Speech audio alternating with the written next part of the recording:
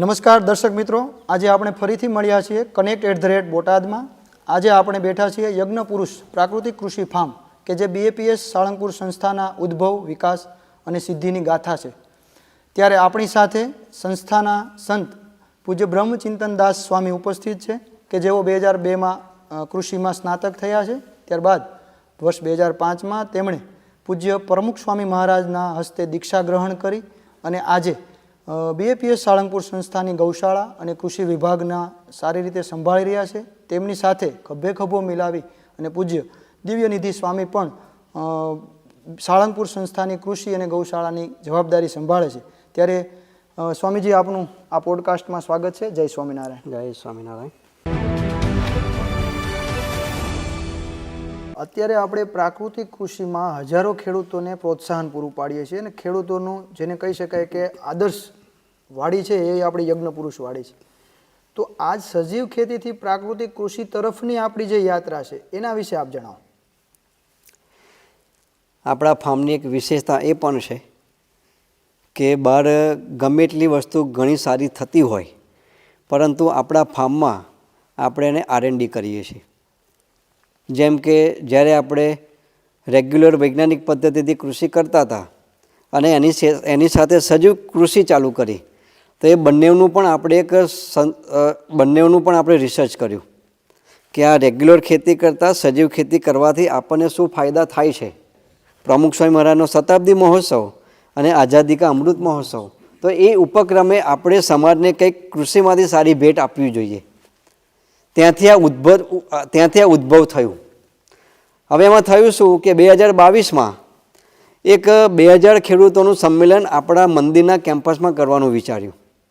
એટલે એ વખતે આપણા બધા સહિયારા પ્રયાસથી વિચાર કર્યો કે જો આપણે ખેડૂતો માટે સંમેલન કરીએ છીએ તો કેમ પ્રાકૃતિક કૃષિનું સંમેલન ના થઈ શકે। તો અધિકારીશ્રીઓને આપણે વાતચીત થઈ કે આપણે કોઈ મહાનુભાવ આવવાના છે, તો એમને વાત કરી કે અત્યારે તો આપણે કોઈને સૂચન આપ્યું નથી, આમંત્રણ આપ્યું નથી। પછી આપણે વિચાર કર્યો કે જો ગવર્નર સાહેબ આવે તો બોટાદ જિલ્લા તરફથી શું સહકાર મળી શકે। તો અધિકારીશ્રીએ આપણને જણાવ્યું જો આપણા જિલ્લામાં રાજ્યપાલ શ્રી સાહેબ આવે, આચાર્ય દેવવ્રતજી, તો ખૂબ જ આનંદની વાત છે, કારણ કે આપણા જિલ્લામાં પણ પ્રાકૃતિક કૃષિની ઝુંબેશ આપણે ઉપાડવી જોઈએ। આ પ્રાકૃતિક કૃષિના સંમેલન માટે આપણે રાજ્યપાલશ્રીનો સંપર્ક કરવામાં આવ્યો। રાજ્યપાલશ્રીને આપણે વિનંતી કરી કે સાહેબ 2000 ખેડૂતોનો અહીંયા સંમેલન આપણે રાખી રહ્યા છીએ અને યજ્ઞપુરુષ વાડીમાં આપણે પ્રાકૃતિક કૃષિની શરૂઆત કરી રહ્યા છીએ, ત્યારે 2000 લીટર સ્વયં સંચાલિત જીવામૃત બનાવવાના પ્લાન્ટનું આપણે ઉદ્ઘાટન કરાવવું છે। ગવર્નર સાહેબે ખૂબ જ આપણી આ વિનંતી સ્વીકારી અને એ પોતે આવવાનું નક્કી થયું। હવે થાય છે એવું કે સાહેબ 2022માં અહીંયા આગળ 15 જૂન 2022માં જ્યારે યજ્ઞપુરુષ વાડી અને ગૌશાળાની પ્રથમ મુલાકાત લીધી ત્યારે ખૂબ જ પ્રભાવિત થયા કે ખૂબ જ આદર્શ પદ્ધતિથી આ ફાર્મ અને ગૌશાળા સારામાં સારી રીતે કાર્યરત છે। અને એ એટલા બધા આનંદિત હતા અને એમને કહ્યું કે આ સાળંગપુરનું ફાર્મ અને ગૌશાળા એ ભારતભરના ખેડૂતો માટે એક રોલ મોડેલ થઈ શકે એવું છે। પછી એમને સાળંગપુરના કોઠારી પૂજ્ય જ્ઞાનેશ્વરદાસ સ્વામીને વિનંતી કરી કે સ્વામીજી, આપણું ફાર્મ અને ગૌશાળા ખૂબ જ સારું છે, મોડેલ ફાર્મ છે, તો આપણા ફાર્મમાં ખેડૂતો માટે સારામાં સારી રીતે ખેડૂતો તાલીમ લઈ શકે એના માટેનું કેન્દ્ર હોવું જોઈએ। હવે વાત આવી કૃષિમાંથી સીધી તાલીમ આપવાના કેન્દ્રની। હવે આટલું બધું થયું પછી આપણે વિચાર કર્યો કે પહેલાં આપણે જે પ્રાકૃતિક કૃષિ કરીએ છીએ એ આપણને ખૂબ જ સારા પરિણામો મળે, એના આધારે આપણે નેક્સ્ટ ટાઈમમાં વિચારીએ। તો આપણે 12 એકરમાં પ્રાકૃતિક કૃષિથી ફળ પાકની શરૂઆત કરી અને એની સાથે સાથે આપણે 5 એકરમાં શાકભાજી વાડીમાં શાકભાજી વાવવાનું શરૂઆત કરી। આપણને ખૂબ જ સારા પરિણામ મળ્યા। એના આધારે પછી આપણે ખેડૂતોને એક સારામાં સારું તાલીમ કેન્દ્ર આપવું એની એક વિચારણા થઈ। આપણે R&Dની વાત થઈ એટલે કે આપણે સંશોધન કર્યા બાદ આપણે કોઈ પણ વસ્તુ અપનાવીએ છીએ. તો આપણે જે અહીંયા મહંતમ પ્રાકૃતિક કૃષિનું સંશોધન કેન્દ્ર જે શરૂ થયું છે એના વિશે આપ ચર્ચા કરો, જેથી કરીને આપણા જે સજીવ ખેતીમાંથી પ્રાકૃતિક કૃષિ અપનાવતા થયેલા ખેડૂતો છે એમને આપણા સંશોધન વિશેથી વધારે માહિતી મળે. કે જ્યારે પણ કોઈ પણ નવા આયામો સંસ્થામાં લેવામાં આવે છે ત્યારે એની શરૂઆત છે ને ખૂબ જ ઐતિહાસિક હોય છે. કેવી રીતે?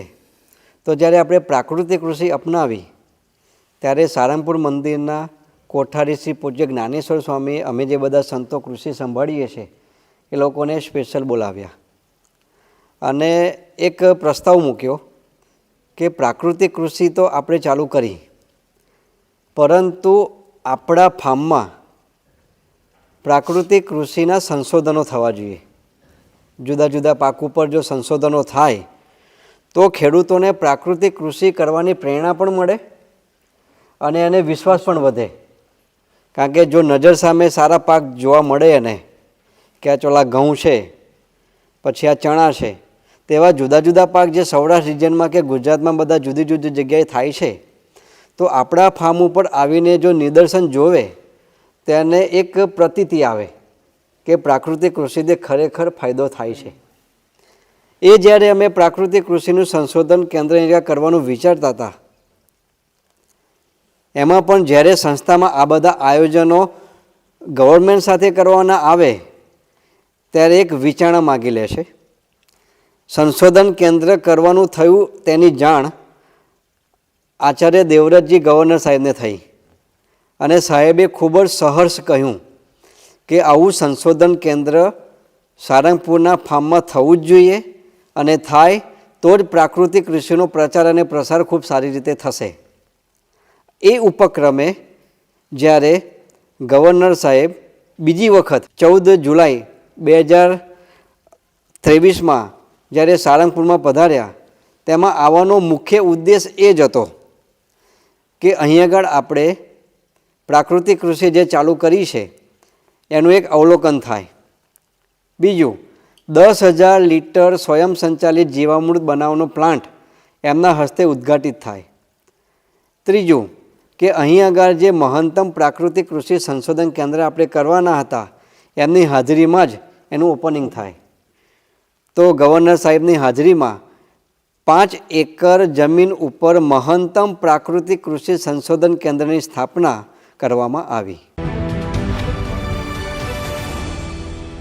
આપણે જે મહંતમ પ્રાકૃતિક કૃષિ સંશોધન કેન્દ્ર છે એમાં કયા કયા પાકોનું આપણે સંશોધન કે પ્લોટ કરીએ છીએ, એ ઉપરાંત કઈ કઈ એવી સુવિધાઓ છે કે જેનો ડાયરેક્ટ બેનિફિટ આપણા ખેડૂતોને મળી શકે એમ છે? આ જે સંશોધન કેન્દ્ર છે ખૂબ જ વૈજ્ઞાનિક પદ્ધતિથી થવું જોઈએ.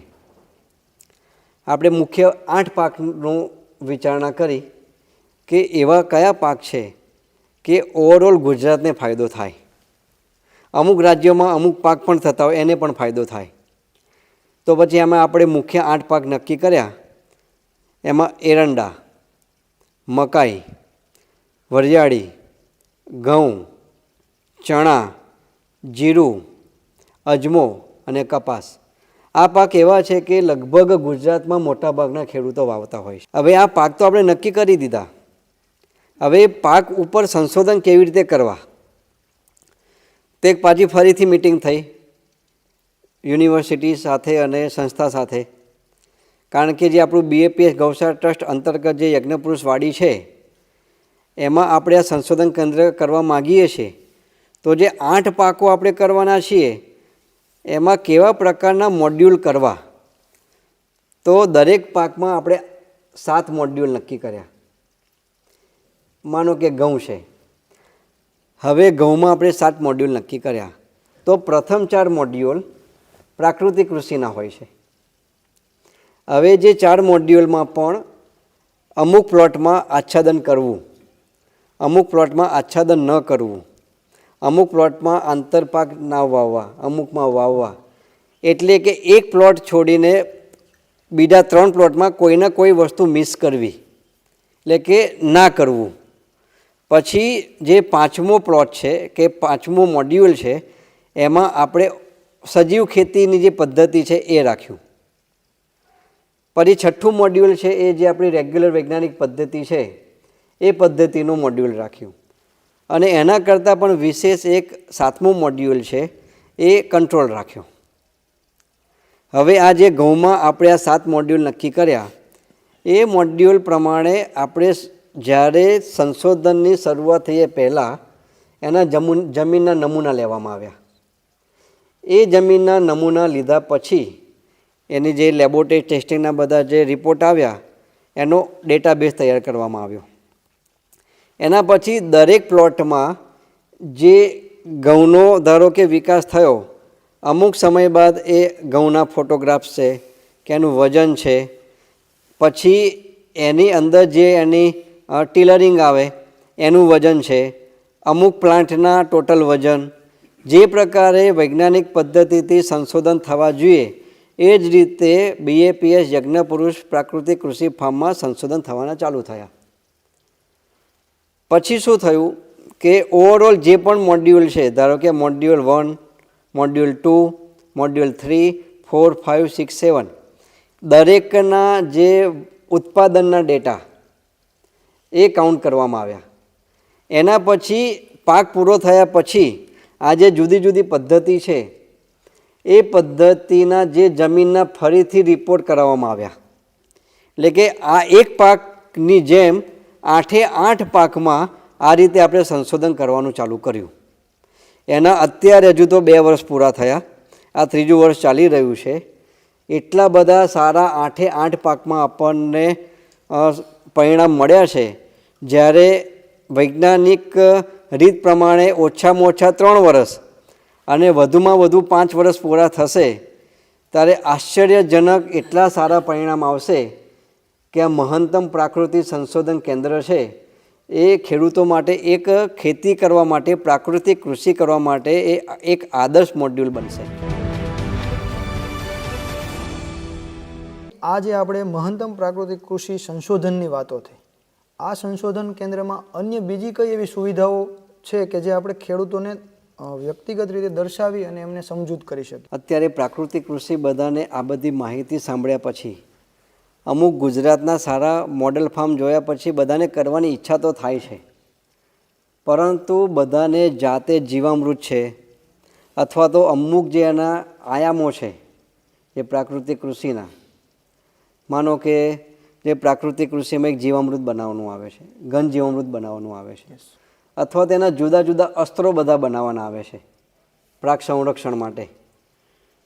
તો એ કેવી રીતે ખેડૂતો ખૂબ જ ઝડપથી અને એમાં પણ એક સ્વયં સંચાલિત બધું કરી શકે, તો ખેડૂતોને અત્યારે જે એને પણ એના જે ખેત મજૂરો સાથે કામ કરાવવાનું હોય છે એને પણ આ બધું બનાવવામાં સરળતા રહે એની આપણે ઘણી બધી સુવિધાઓ અહીંયા આગળ ડેવલપ કરવામાં આવી છે.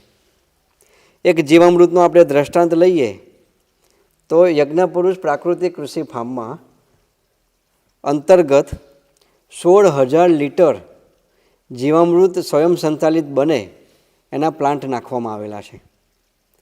એમાં 10,000 લીટર જે જીવામૃત બનાવવાનો પ્લાન્ટ છે એ આપણે એરોમેટિક અને ઔષધીય પાકો માટે વાપરીએ છીએ. 2,000 લીટર જે જીવામૃત બનાવવાનો પ્લાન્ટ છે તે આપણે શાકભાજી માટે વાપરીએ છીએ. બીજો 2,000 લીટર જે જીવામૃત બનાવવાનો પ્લાન્ટ છે એ આપણે ફૂલ પાક માટે વાપરીએ છીએ. અને બીજો એક હજુ 2,000 લીટર જીવામૃત બનાવવાનો પ્લાન્ટ છે તે આપણે ફળ પાક માટે વાપરીએ છીએ. આમ કુલ ટોટલ મળીને 16,000 લીટર જીવામૃત કેવી રીતે એકદમ સરળ રીતે અને સ્વયં સંચાલિત બનાવી શકાય એવા અહીં આગળ આપણે પ્લાન્ટ બનાવવામાં આવ્યા છે. અમારી સાથે પૂજ્ય દિવ્યનિધિ સ્વામી સેવા કરી રહ્યા છે. એને ખૂબ જ મહેનત કરીને આ બધા પ્લાન્ટ છે એ સ્વયં સંચાલિત બનાવવામાં એમનો ખૂબ જ સમય અને માર્ગદર્શન આપેલા છે. પ્રમુખ સ્વામી પ્રાકૃતિક કૃષિનું જે તાલીમ કેન્દ્ર આપણે અહીંયા સ્થાપિત થયું છે એની શું શું કામગીરી છે અને એનો લાભ ખેડૂતોને કેવી રીતે મળે છે? પ્રમુખ સ્વામી પ્રાકૃતિક કૃષિ તાલીમ કેન્દ્ર છે, આપણે અગાઉ જોયું કે રાજ્યપાલ સાહેબ જ્યારે પ્રથમ વખત જ આવ્યા કે આપણે અહીંયા આગળ ખેડૂતો માટે પ્રાકૃતિક કૃષિ તાલીમ કેન્દ્ર કરવું જોઈએ. પછી ફરીથી જ્યારે બીજી વખત આવ્યા 14 જુલાઈ 2023માં, ત્યારે પણ જે પાક જોયા બધા અને આપણી સફળતા બધી જે આપણને મળી છે કૃષિમાં, પ્રાકૃતિક કૃષિની, એ જોયા પછી એમને એવો વિચાર આવ્યો કે અહીંયા આગળ તો હવે ફરજિયાત ગુજરાત લેવલનું અને ભારતભરના ખેડૂતો અહીંયા આગળ તાલીમ લેવા માટે આવે એવું પ્રાકૃતિક કૃષિનું તાલીમ કેન્દ્ર થવું જ જોઈએ. હવે જ્યારે બીજી વખત ગવર્નર સાહેબ અહીંયા આગળ પધાર્યા, પૂજ્ય આચાર્ય દેવવ્રતજી, ત્યારે જ્ઞાનેશ્વર સ્વામીને ફરીથી અમને આ વાત મૂકી કે સ્વામીજી, હવે આપણને પ્રાકૃતિક કૃષિમાં ખૂબ જ સારા પરિણામો મળે છે, તો આપણે ખેડૂતો માટે સુવિધા સજ્જ અહીંયા એને ભણવાનું મળે, લાઈવ ડેમોન્સ્ટ્રેશન થાય, રહેવાની સુવિધા હોય, પછી એને અહીંયા જમવાની વ્યવસ્થા થઈ જાય, એ બધી જ સુવિધા સભર એક તાલીમ કેન્દ્રની રચના કરવા માટે સ્વામીજી આગળ પ્રસ્તાવ રજૂ કર્યો. પૂજ્ય જ્ઞાનેશ્વર સ્વામીએ પરમ પૂજ્ય મહંત સ્વામી મહારાજને જ્યારે આની જાણ કરી, ત્યારે મહંત સ્વામી મહારાજે આ વાતને સહર્ષ સ્વીકારી અને આપણી સંસ્થામાં BAPS સારંગપુરમાં પ્રમુખ સ્વામી પ્રાકૃતિક કૃષિ તાલીમ કેન્દ્રની રચના થાય એવી આપણને અનુમતિ આપી. આપણા માટે, બધા માટે ખૂબ જ આનંદની વાત છે, કારણ કે કોઈ પણ એક વસ્તુ આપણે સફળતાપૂર્વક એને ચલાવવું એ પણ એક ચેલેન્જ હોય છે. હવે આ જ્યારે પ્રાકૃતિક કૃષિ તાલીમ કેન્દ્રની રચના તો થઈ ગઈ, તો ખેડૂતોને ફાયદો શું થાય છે? અહીંયા આગળ આવે છે, આપણે 250 એકરમાં પ્રાકૃતિક કૃષિ અત્યારે કરીએ છીએ, જેની શરૂઆત આપણે 12 એકરથી કરેલી. 12 એકરમાં એટલા બધા આપણને સારા પરિણામો મળ્યા, એના આધારે આપણે 250 એકરમાં પ્રાકૃતિક કૃષિની શરૂઆત કરી. એનાથી આપણને ફાયદા એટલા બધા થયા કે ખેડૂતો માટે 250 એકર બહુ જ મોટું ફિલ્ડ મળી ગયું, જુદા જુદા પાકનું, કે આટલા પાક અહીંયા આગળ થાય છે તો આમાં તો બધામાં સફળતા મળે છે. આ જ્યારે તાલીમ કેન્દ્રનું ઉદ્ઘાટન થવાનું હતું, ત્યારે રાજ્યપાલ સાહેબે આપણને કહ્યું કે મારે આવવું છે ઉદ્ઘાટન કરવા. ત્યારે આપણે સાહેબને વિનંતી કરી, સાહેબ આપ જ્યારે ફરીથી આવવાના છો ત્યારે આવો, ત્યારે આપ અહીં આગળ વિઝિટ લેજો. અત્યારે આપના એકદમ સમય સાથે ચાલતા સ્કેડ્યુલમાં આપણે સ્પેશિયલ આવવાની જરૂરિયાત નથી. તો સાહેબે આપણી વિનંતી સ્વીકારી અને 3 માર્ચ 2024ના રોજ વર્ચ્યુઅલ માનનીય આચાર્ય દેવવ્રતજીએ આ તાલીમ કેન્દ્રનું ઉદ્ઘાટન કર્યું. એમને રૂબરૂ આવવું હતું, પરંતુ આવી શક્યા નહીં, એમના મનમાં ચાલતું હતું. પછી જ્યારે પરમ પૂજ્ય મહંત સ્વામી મહારાજ એ જ વર્ષે સારંગપુરમાં પધાર્યા, ત્યારે સ્વામીજીના આશીર્વાદ લેવા, દર્શન કરવા અને આ તાલીમ કેન્દ્ર જોવા માટે સ્પેશિયલ આવ્યા અને વિશેષ માર્ગદર્શન આપ્યું.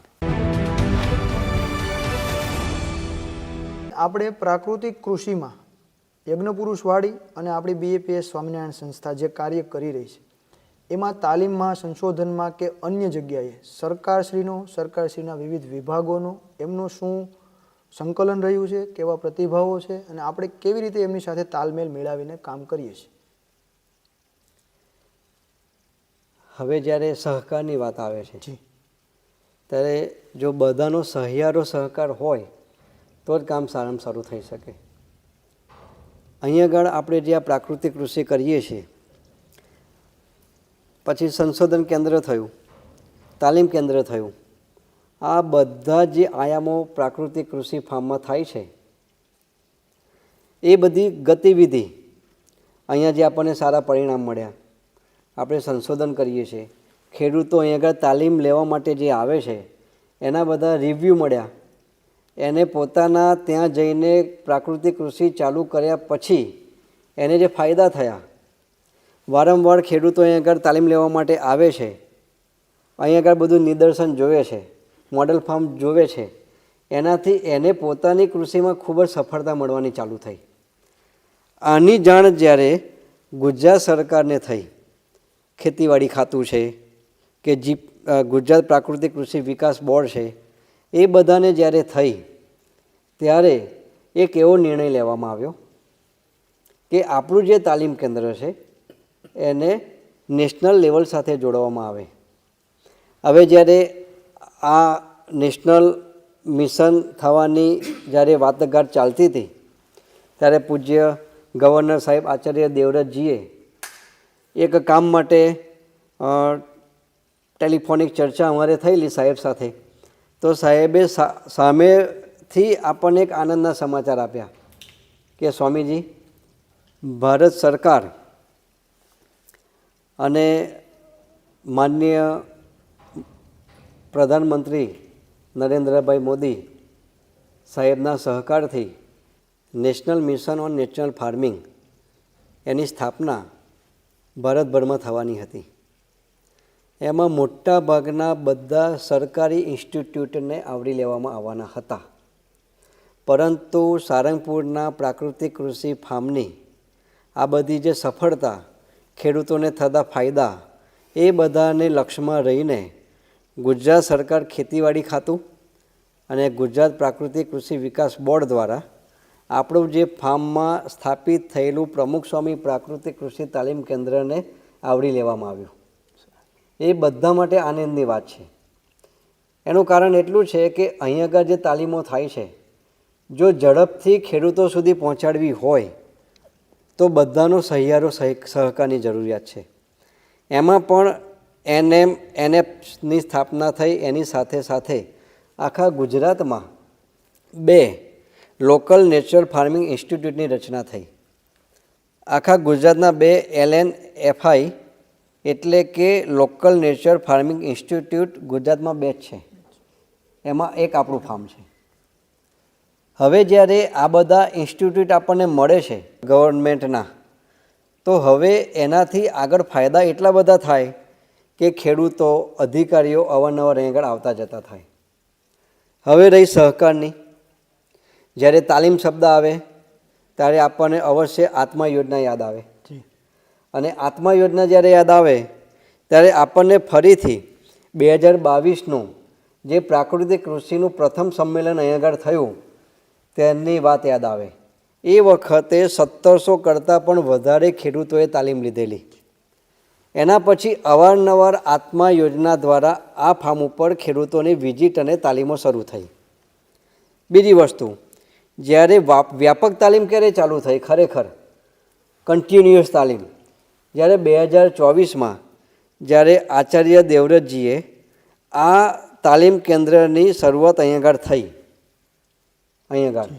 એના પછી જ્યારે નેશનલ મિશન સાથે એને જોડવામાં આવ્યું ત્યારે ખૂબ જ મોટા પ્રમાણમાં અને લાંબા સમય સુધી ખેડૂતોએ ખૂબ જ સારામાં સારી પ્રાકૃતિક કૃષિની તાલીમ લીધી. જ્યારે સહકારની વાત આવે છે ત્યારે વહીવટી તંત્રના સહકારથી સરકારી વિભાગો જેવા કે આત્મા યોજના વિભાગ, બાગાયતી વિભાગ, ખેતીવાડી વિભાગ અને પશુપાલન વિભાગ, એ બધાના સહિયારા વિભાગથી, સહકારથી અહીં આગળ જે પ્રાકૃતિક કૃષિ થાય છે, અહીંયા જે ખેડૂતો આવે છે, જે તાલીમ લે છે, એ લોકોને પણ ખૂબ જ ફાયદો થાય છે. એની સાથે સાથે જે આપણું આખું જે ગુજરાત રાજ્યના જે બધા વિભાગો છે જે આના સાથે ડાયરેક્ટ સંકલનમાં છે, એના સહકારથી પણ આપણી જે પ્રાકૃતિક કૃષિનો પ્રચાર અને પ્રસાર ખૂબ જ સારી રીતે થાય છે. તો આ બધા જ જે સહકારના જે વિભાગો છે એનો ખૂબ જ અંતઃકરણપૂર્વક આપણે આભાર માનીએ છીએ. આપણે બાગાયતી પાકોની ખૂબ વ્યાપક પ્રમાણમાં અહીંયા ખેતી કરીએ છીએ. તો આપણા કેટલા વિસ્તારમાં બાગાયતી કે અન્ય પાકો થાય છે એ અને એના કેવા અનુભવો રહ્યા છે, એની આપ વાત ખેડૂત મિત્રોને કે દર્શક મિત્રોને કરશો. જ્યારે પ્રાકૃતિક કૃષિની આપણે શરૂઆત કરી ત્યારે 12 એકરમાં આપણે જુદા જુદા અખતરા કર્યા અને એના સારા પરિણામના કારણે આપણે ટોટલ 250 એકરમાં પ્રાકૃતિક કૃષિ કરવાનું ચાલુ કર્યું. વાત આવે છે બાગાયતની, તો અહીં આગળ આપણે 40 એકરમાં બાગાયતી પાક આપણે કરીએ છીએ. એની સાથે સાથે બાગાયતી પાકોમાં આપણે જ્યારે પહેલી વખત ચાલુ કર્યું ત્યારે સીતાફળમાં ખૂબ જ સારા પરિણામ મળ્યા. સીતાફળમાં બીજા વર્ષે આપણને જામફળમાં ખૂબ જ સારા પરિણામ મળ્યા. પછી જેટલા બાગાયતી પાકો આપણે કરીએ છીએ, જામફળ છે, સીતાફળ છે, અંજીર છે, પછી દાડમ, જામફળ, સેતુર, એ જે જુદા જુદા પાકોમાં આપણને ખૂબ જ સારા પરિણામ મળ્યા. એના પછી એક ખૂબ જ સારો પાક જે આપણે કમલમ તરીકે ઓળખીએ છીએ, એ કમલમ પાક આપણે 1 હેક્ટરમાં કરવાનું વિચાર્યું. હવે બાગાયત ખાતાના જે બધા અધિકારીઓ છે, આપે પણ ઘણી વખત અહીં વિઝિટ કરેલી છે. 1 હેક્ટર ડ્રેગન ફ્રૂટ એટલે કે કમલમ વાવવાનું આપણે નક્કી કર્યું ત્યારે કઈ પદ્ધતિ અપનાવવી? તો આપણે એને ગોળ પાઇપ પદ્ધતિ અપનાવી. રિંગ બધા કરતાં જે વાપરે છે એના કરતાં મોટી કરી, 4 ફૂટની કરી. આપણે ડ્રીપ ઇરિગેશન સિસ્ટમ સાથે આ કમલમ ફ્રૂટ વાવ્યા. એ વખતે આપણને એવો વિચાર આવ્યો કે ઉનાળામાં જ્યારે સારંગપુરની આપણી જે ગરમી છે ખૂબ જ હોય છે, અને ઉનાળામાં કમલમ પાકને બચાવવા માટે આપણે શું પ્રયાસ કરી શકાય? તો ડ્રેગન ઉપર આપણે પપૈયા વાવ્યા. એટલે એક રીતે વિચાર કે 3 લેયરમાં પાક કર્યા. ઉપર પપૈયા, નીચે કમલમ ફ્રૂટ અને એની નીચે હળદર. તો આ 3 પાકમાં આપણને ખૂબ જ સારી સફળતા મળી. પપૈયા પણ ખૂબ જ સારા થયા, નીચે હળદર પણ ખૂબ જ સારી થઈ. અને જે કમલમ પાક છે એનો ગ્રોથ એટલો સરસ થયો પ્રાકૃતિક કૃષિની બધી જુદી જુદી ટ્રીટમેન્ટથી. આપણા જે પ્રાકૃતિક કૃષિના જે આયામો છે, મુખ્ય 5 આયામો, જીવામૃત અને ઘન જીવામૃત, પછી બીજામૃત, આચ્છાદન, વાપસા અને સહજીવન મિશ્ર પાક પદ્ધતિ, આ 5 આયામોનો આપણે નિયમિત અને વ્યવસ્થિત એનો અમલ કર્યો. એના કારણે આપણને ખૂબ જ સારા પરિણામો મળ્યા. બીજા જ વર્ષે જ્યારે 2 વર્ષ પણ પૂરા થતા નહોતા, 18 મહિને આપણને ખૂબ જ સારી ક્વોલિટીના અને એકદમ રસાળ કમલમ ફ્રૂટ આપણને મળવાના ચાલુ થયા. એટલે બાગાયતમાં એક આ કમલમ ફ્રૂટ આપણને ખૂબ જ સફળતા આપી ગયું. પપૈયા પણ ખૂબ જ સારા થયા. એટલે જેટલા પણ આપણે બાગાયતી પાક કર્યા એ બધામાં આપણને ખૂબ જ સારામાં સારા પરિણામ મળ્યા. કમલમનું આપણે વજન વિચારીએ 1 ફ્રૂટનું તો 350, 400, 450થી માંડીને 750 ગ્રામ સુધીના કમલમના વજન નીકળ્યા, સિંગલ ફ્રૂટ. હવે જ્યારે સીતાફળના 1 ફ્રૂટનું વજન કર્યું તો 450 ગ્રામ, જે બાલાનગરી વેરાયટી છે એનું. અત્યારે આપણે જમીનમાં અને વાતાવરણમાં પ્રાકૃતિક કૃષિના કારણે એટલું બધું સારું માઇક્રોબિયલ એન્વાયરમેન્ટ થઈ ગયું છે, એના કારણે આપણે ખૂબ જ ઓછા પ્રમાણમાં પાક સંરક્ષણની જરૂર પડે છે. ઓટો સિસ્ટમ થઈ ગઈ, જે આપણી જે ભગવાને જે પ્રકૃતિની જે સિસ્ટમ ગોઠવેલી છે એ બધી અહીં આગળ સ્થાપિત થઈ ગઈ. એના કારણે આપણને ખૂબ જ સારા પરિણામ મળવાના ચાલુ થયા. તદુપરાંત આપણે ઘાસચારાના પાકો વાવીએ છીએ. ઘાસચારામાં જુવાર, મકાઈ, રચકો અને ગજરાજ. એ ઉપરાંત આપણે સુગંધિત અને ઔષધીય પાકો પામારોજા પાક આપણને એટલો બધો આશીર્વાદરૂપ નીવડ્યો છે કે એનું તેલ નીકળી ગયા પછીનું જે ઘાસ વધે છે એને આપણે આચ્છાદન તરીકે વાપરીએ છીએ. પામારોજા પાક છે એનું સંપૂર્ણ યુટિલાઇઝેશન થાય છે. પામારોજા પાકમાંથી જ્યારે સુગંધિત તેલ નીકળ્યા પછીનું જે ઘાસ છે એને આપણે આચ્છાદન કરીએ છીએ. એ ઘાસ જ્યારે આપણે બળતણ તરીકે વાપરીએ છીએ, એમાંથી જે રાખ થાય છે એને આપણે ખાતર તરીકે વાપરીએ છીએ. એટલે કે પામારોજા પાક વાવ્યા પછી પણ એનું જ્યારે સંપૂર્ણ કાર્ય પૂરું થાય છે ત્યાં સુધીનું આપણે યુટિલાઇઝેશન આપણી ખેતીમાં કરીએ છીએ. એટલે 0 વેસ્ટ એનર્જી દ્વારા આ પામારોજા પાક અહીં આગળ સફળતાપૂર્વક ઊભો છે. એની સાથે સાથે આપણે ફૂલ પાકો, ગુલાબ, મોગરા, હજારી, ગેલાડિયા, રજનીગંધા વગેરે ફૂલ પાકો આપણે વાવીએ છીએ. એની સાથે આપણે શાકભાજી પાકો, આપણને બધાને આશ્ચર્ય થશે કે સરગવો, તરબૂચ, દૂધી, રીંગણ જેવા 22 કરતાં પણ વધારે સફળ પાકો પ્રાકૃતિક કૃષિથી આપણે કરીએ છીએ. 22 કરતાં પણ વધારે પાકો આપણને સફળતા આપી ગયા છે એક આ પ્રાકૃતિક કૃષિના કારણે. કઠોળ પાકમાં તો આપણે વધારે પાક કરતા નથી, પરંતુ તુવેર, મગ અને અડદ એનો ઉપયોગ આપણે ગાય માતાના આહાર તરીકે પણ ભવિષ્યમાં જ્યારે પાકે પછી કરીએ છીએ. જ્યારે તુવેર થાય તો એને આપણે એના જે દાણ બનાવવામાં, પછી જ્યારે મગ થાય એને પણ આપણે ખૂબ જ સારી રીતે એની ઔષધિઓમાં, પછી અડદ થાય એને પણ આપણે ગાયોના ઘાસ એટલે કે દાણ તરીકે આપણે વાપરીએ છીએ. મરી મસાલાના પાકો, એ મરી મસાલાના પાકો જોઈને બધાને એટલું બધું આશ્ચર્ય થાય છે. વરિયાળી, પછી જીરું, અજમો, રાઈ, આ બધા પાકો જ્યારે ખેડૂતો અહીં જોવે છે તે બધાને આશ્ચર્ય થાય કે આટલા સરસ પાક આ પ્રાકૃતિક કૃષિથી થાય છે. તો હા, થાય છે. હવે જો ખેડૂતો પ્રાકૃતિક કૃષિને નિયમિત કરે, શ્રદ્ધા સાથે કરે, વિશ્વાસ સાથે કરે, તો કોઈ પણ વસ્તુ અશક્ય નથી. જેવી અહીં આગળ આપણને સંસ્થામાં સફળતા મળી છે એવી ખેડૂતોને પણ મળી શકે. બાગાયતી પાકોની સાથે વચ્ચે જે આપણે ચર્ચા કરી, બહુસ્તરીય પાકોની વાત થઈ, એમાં 3 પાકની આપણે વાત કરી. આમ સિવાય પણ આપણે મોડેલ ફાર્મ એક બનાવેલું છે કે જે પંચસ્તરીય બાગાયતી પ્રાકૃતિક મોડેલ છે. એના વિશે આપ જરાક વિશેષથી ચર્ચા કરો. આમાં તો જ્યારે ગવર્નર સાહેબે આપણને પ્રેરણા આપી કે તમે કુરુક્ષેત્ર ગુરુકુળ છે જી સાહેબનું, એમાં તાલીમ લેવા માટે જાઓ.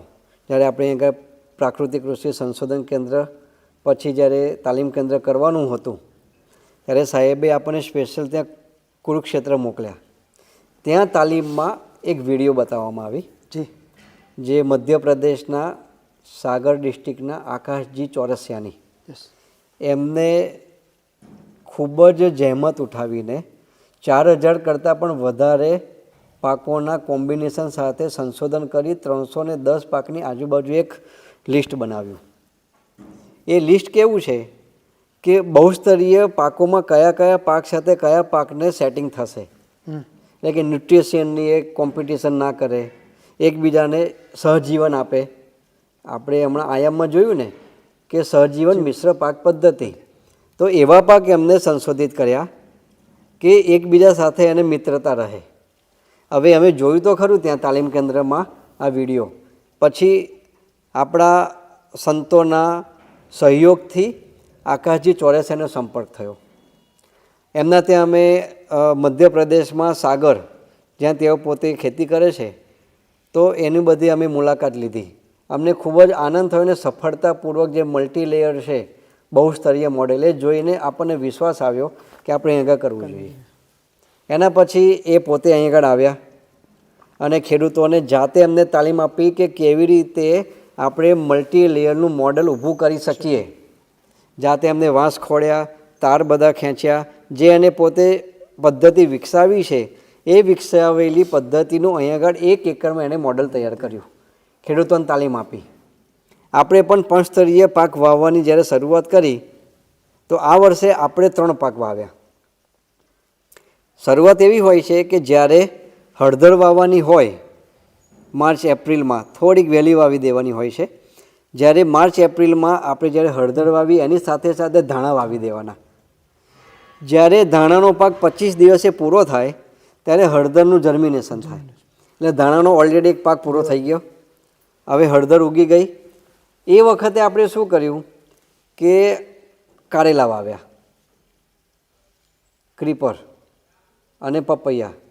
હવે ક્રમ એવો હોય કે આપણે જો પંચસ્તરીય મોડલની જો સમજૂતી લેવી હોય ને તો પપૈયા સૌથી પહેલાં આવે વર્ટિકલ, પછી હોરિઝોન્ટલ કોઈ પણ વેલાવાળા શાકભાજી આવે.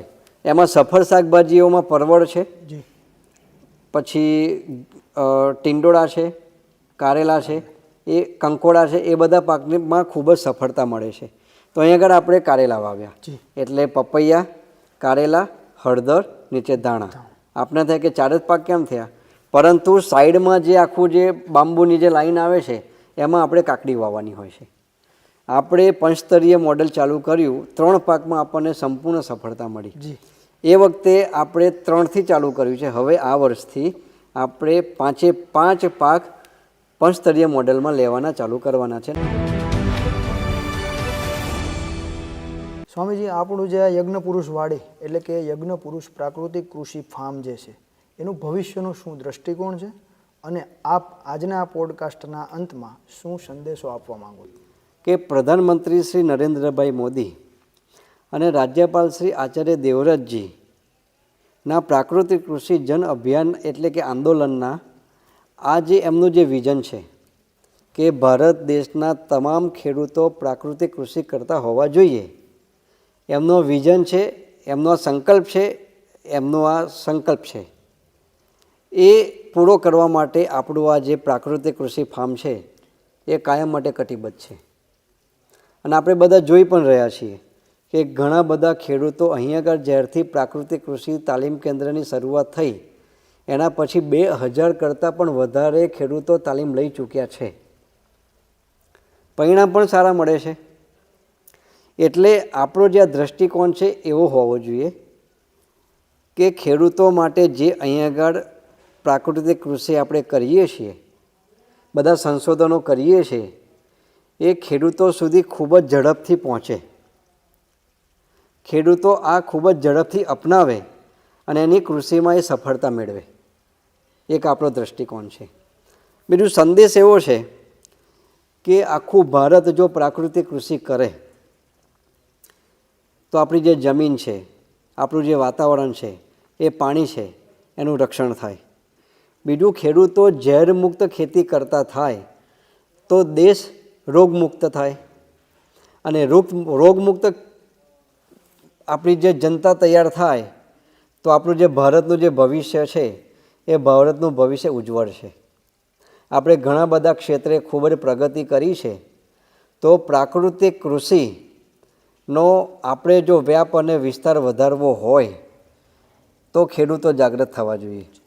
જ્યારે આચાર્ય દેવવ્રતજી ગવર્નર સાહેબ બીજી વખત 14 જુલાઈ 2023ના દિવસે આવ્યા ત્યારે પરમ પૂજ્ય મહંત સ્વામી મહારાજે એ જ આશીર્વાદ આપેલા અમેરિકાથી લેખિતમાં કે પ્રાકૃતિક કૃષિ આખા દુનિયાભરમાં ખૂબ જ વ્યાપ્ત થાય અને પ્રાકૃતિક કૃષિ આખા દુનિયાભરમાં ભારતથી ખૂબ જ પ્રચલિત થાય, કારણ કે પ્રાકૃતિક કૃષિ એ ભારતની ધરોહર છે. કે આપણે આ બધી જે અત્યારે વાતચીત કરી છે, બધી ચર્ચા થઈ, ખેડૂતો હોય એના પોતાને માનો કે 1 એકર જમીન હોય કે 10 વીઘા જમીન હોય કે 5 એકર હોય, દરેક ખેડૂતે પોતાના જાતે પોતાએ રસ લઈને પોતાની જમીનમાંથી થોડીક ખેતી પ્રાકૃતિક કૃષિ કરવાની શરૂઆત કરવી જોઈએ. ઘણા બધા મોડેલ ફાર્મ જોવે છે લોકો, ઘણી બધી તાલીમો લે છે, પણ જ્યાં સુધી તાલીમ લઈ અને મોડેલ ફાર્મ જોયા પછી પોતે જ્યારે કરતો નહીં થાય ને ત્યાં સુધી એને પ્રાકૃતિક કૃષિમાં વિશ્વાસ, પ્રાકૃતિક કૃષિની સફળતા ખબર જ નહીં પડે. તો બધાને આજનો સંદેશ એ પણ છે કે ખેડૂતો પોતે પ્રાકૃતિક કૃષિ કરતા થાય. આપણા આજના પ્રાકૃતિક કૃષિ અને આપણી સંસ્થાને લગત આજના પોડકાસ્ટનો ઉદ્ભવ અથવા તો જે સંયોગ બન્યો છે એના માટે તમે શું કહેશો? આપણું જે બોટાદ જિલ્લા જે છે એના કલેક્ટર શ્રી એમના દ્વારા સંદેશ આવ્યો કે ખેડૂતો માટે આ પ્રાકૃતિક કૃષિનો પોડકાસ્ટ થવો જોઈએ, જેના કારણે ખેડૂતોને પ્રાકૃતિક કૃષિની પ્રેરણા મળે. એટલે એ દ્વારા જ્યારે આ પ્રાકૃતિક કૃષિનો પોડકાસ્ટ નક્કી થયો તો આપણે બોટાદ જિલ્લાના કલેક્ટર શ્રીનો પણ આભાર માનીએ છીએ. બોટાદ જિલ્લાના DDO સાહેબ એ પણ ખૂબ જ આમાં રસ લે છે, એમનો પણ આપણે આભાર માનીએ છીએ. બોટાદ જિલ્લાના જે RSC સાહેબ છે એ પણ અવારનવાર આ ફાર્મમાં આવીને ખૂબ જ આપણને પ્રેરણા આપે છે, એમનો પણ આપણે આભાર માનીએ એટલો ઓછો છે. અને બરવાડા તાલુકાના જે પ્રાંત સાહેબ છે એ તો કૃષિ સ્નાતક જ છે, એમને પણ ખૂબ જ કૃષિમાં રસ છે. તો અવારનવાર એ પોતે આગળ આવી અને ખેડૂતોને પ્રોત્સાહન આપે છે. એટલું જ નહીં, એ બીજા જે અધિકારીઓ છે ખેતીને લગતા, એ અધિકારીઓને પણ અવારનવાર અહીં આગળ મોકલે છે. તે બધા અધિકારીઓને આપણે આભાર માનીએ છીએ. અને વહીવટી તંત્ર સાથે જેટલા પણ ખેતી લગતા વિભાગો છે એ બધાનો આપણે આભાર માનીએ છીએ કે આપણને ખૂબ જ સહકાર આપે છે અને ખેડૂતો સુધી પ્રાકૃતિક કૃષિ પહોંચે એના માટે અવારનવાર જુદા જુદા આયોજનો કરી ખેડૂતો ઉન્નત થાય એના માટેનો સતત પ્રયાસ કરી રહ્યા છે. તો મિત્રો, યજ્ઞ પુરુષ પ્રાકૃતિક કૃષિ ફાર્મ એણે સાબિત કર્યું છે કે જ્યારે વિજ્ઞાન અને ધર્મ એક સાથે મળે છે ત્યારે હંમેશા ચમત્કાર થાય છે અને એનાથી માનવ સમાજને ફાયદો થાય છે. આજે આપણે જે આ પોડકાસ્ટ કર્યો છે ત્યારે અહીંયા પ્રાકૃતિક કૃષિ ફાર્મમાં રસાયણોની ગંધ નથી. વિશેષમાં પૂજ્ય મહંત સ્વામી મહારાજ અને એમના દિવ્ય આશીર્વાદ અહીંયા વરસી રહ્યા છે. સાથે સાથે BAPS સાળંગપુર સંસ્થાના કોઠારી પૂજ્ય જ્ઞાનેશ્વરદાસ સ્વામીજી ઉપરાંત ઘનશ્યામપ્રિય સ્વામીજી, વાડી અને ગૌશાળા સંભાળતા આપણે જેમને હમણાં સાંભળ્યા ને માણ્યા એવા પૂજ્ય બ્રહ્મચિંતનદાસ સ્વામી, એમની સાથે ખભે ખભો મિલાવતા પૂજ્ય દિવ્યનિધિ સ્વામી, એમનું સતત માર્ગદર્શન રહ્યું છે. અને રાજ્યના આપણા મહામહિમ રાજ્યપાલ આચાર્ય દેવવ્રત સાહેબનું પણ સતત અહીંયા માર્ગદર્શન મળે છે અને એમને ખૂબ જ અહીંયા ભાવ છે. ત્યારે આપણી આ વાડીના જે સેવકો છે એમના પરસેવાની અહીંયા સુગંધ આવે છે. તો ચાલો આપણે સૌ સાથે મળી ગુજરાતને પ્રાકૃતિક કૃષિ ક્ષેત્રે અગ્રેસર કરીએ અને એમાં આપણો જે સમિત છે એ યજ્ઞમાં હોમીએ. વિશેષમાં આપણે એક ટકોર એ કરું કે માહિતી વિભાગ બોટાદની જે YouTube ચેનલ છે એમાં સતત આવા સારા પોડકાસ્ટો આવતા હોય છે. આપ સૌ એને સબસ્ક્રાઈબ કરશો અને લાઈક કરી અને બોટાદ અને ગુજરાતના અન્ય આપણા દર્શક મિત્રો સુધી પહોંચાડશો.